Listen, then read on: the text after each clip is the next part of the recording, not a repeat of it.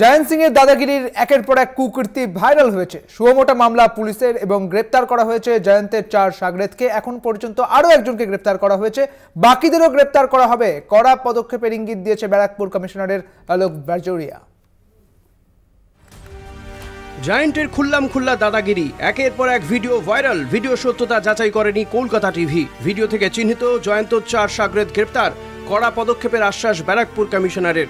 একের পর এক ভাইরাল ভিডিও, তাতেই দাদাগিরির পর্দা ফাঁস আরিয়াদহের ডন জয়ন্ত সিং এর। আরিয়াদহের তালতলা স্পোর্টিং ক্লাবের ভেতরে এক ভাইরাল ভিডিও ঘিরে শোরগোল।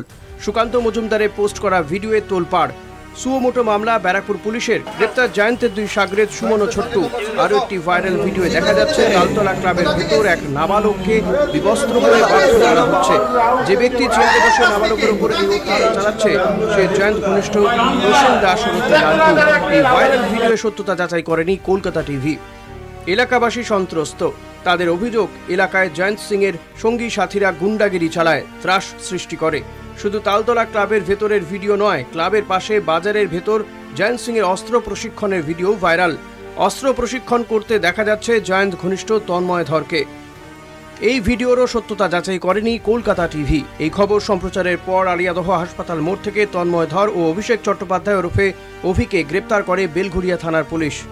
1 বছর আগে আরিয়াদহে এক প্রমোটারের কাছে টাকা চেয়েছিল জয়ন্তের এক সঙ্গী। অভিযোগ, প্রমোটার টাকা না দেওয়ায় জয়ন্ত সিং এর ঘনিষ্ঠ সৈকত মান্না ওরফে জঙ্গা ও সুমিত যাদব ওরফে বাবুয়া প্রমোটারের বাড়িতে চড়াও হয়। প্রমোটারের বাড়ি লক্ষ্য করে ভাঙা হয় জানলার কাঁচ। সৈকত মান্না এই মুহূর্তে জেল হেফাজতে রয়েছে। তবে আরও এক অভিযুক্ত সুমিত যাদব ওরফে বাবুয়া পলাতক।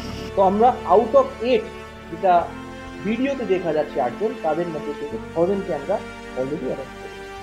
বাকি 2 জন যে আছে ভিডিওতে দেখা যাচ্ছে, আর যাদেরকে দেখা যাচ্ছে না তাদেরকে চিহ্নিতকরণ কাজটা চলছে।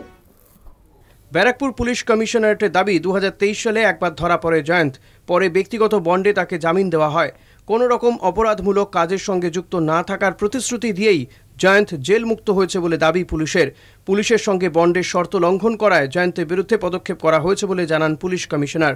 জয়ন্ত সিং আমাদের একটা হিস্ট্রি শিটার আছে। তাকে আপনারা জানেন 2023 আমরা অ্যারেস্ট করেছিলাম অ্যান্ড অনেকদিন ও জেলে ছিল। তাছাড়া আমরা ওদের বিরুদ্ধে একটা বন্ডও বাড়িয়েছিলাম কি ও ভালোভাবে থাকবে। কেন কি ও আবার অপরাধ করেছে, তাই জন্য বন্ড ভায়োলেশনের প্রক্রিয়া যেটা হয় কানুনি প্রক্রিয়া, সেই কানুনি প্রক্রিয়াও কমপ্লিট হয়ে গেছে। তার মধ্যেও শীঘ্রই যে আমাদের স্পেশাল এক্সিকিউটিভ ম্যাজিস্ট্রেট হয় তারা ওকে শাস্তি দেওয়ার ব্যবস্থা করে। ব্যারাকপুর থেকে জয়ন্ত মজুমদার ও শুভজিৎ সিং এর রিপোর্ট, কলকাতা টিভি।